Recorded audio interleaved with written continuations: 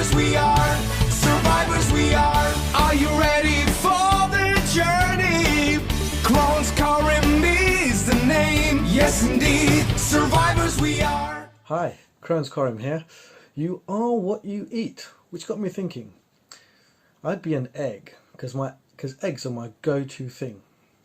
Some people, I guess, and I'm not saying who or naming names, but you know who you are, would be a four-legged chicken with 10 wings. Or there'd be the bean and wild rice with avocado salad covered in coffee types. Or then you get those real sugar enthusiasts, and there'd be marshmallows covered in chocolate, dipped in ice cream on top of a cake, floating in milkshake with sprinkles and just a sprig of mint, purely for decorative purposes. And my bestie would be instant noodles given her uni diet.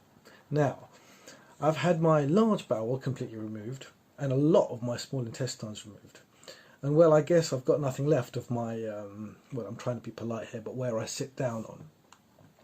So my absorption rate is low, because most things that I eat run right through my system. That includes fluids as well. The average calorie intake for a man is around 2,500, and for a woman around 2,000. I have to eat around 5,000 calories a day, which isn't, as some are led to believe, the intake of a pregnant hippo each day, just to maintain my body mass. If I know I've got a busy day with activities such as DIY or upholstery, painting, decorating, building, stuff, even tinkering around or going to the shop, then I might, lose weight. So I eat a little bit more on those days just to maintain my weight. So I have a good full breakfast every day with eggs, high protein lunch for dinner and that kind of thing, lunch and dinner. And I can't do skins, seeds, pips, roughage or milk, because they kind of make you go quite quickly as well.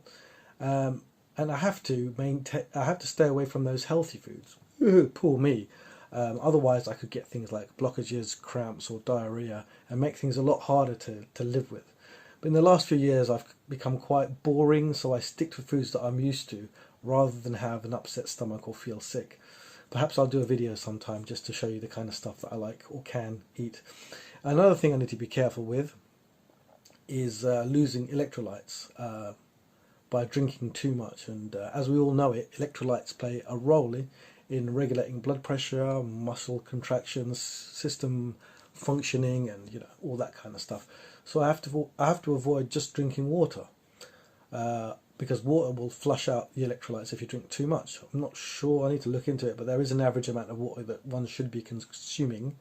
But I normally drink around 1.5 litres worth of fluid, and preferably something with a high electrolyte intake. Yeah, I'll have around a cup of tea a day, and I do like my fizzy drinks and stuff, because it kind of, in my case, it kind of helps the food go down, because I hate having blockages, and I know I'm not supposed to be drinking too much, but the go-to stuff that I have is these chaps, Diarrhelite. So I'd have 2 of these sachets in a glass of water, which, to be fair, does taste like I'm drinking a mouthful of seawater, just to top up my electrolytes. And as for my calorie intake, if I have been a bit neglectful of my diet throughout the day, I will top up my calorie intake with this stuff, Ensure, and this is around 2.5 kilocalories as well, so that goes on between. So you are what you eat, and to be fair, I could be an egg, Diarrhelite and Ensure.